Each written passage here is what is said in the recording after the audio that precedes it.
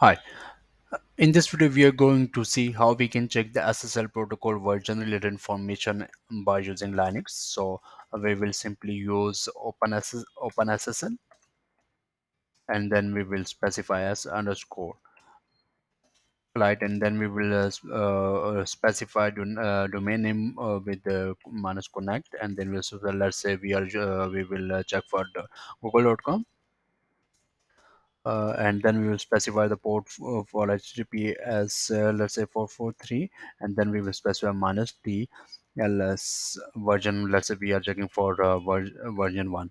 Okay, and let's see what will the output here. Here we have the detailed information after the completion of this command. We have SSL related information, we have CN related information, and here we can check the SSL related protocol. It is using TLS version 1.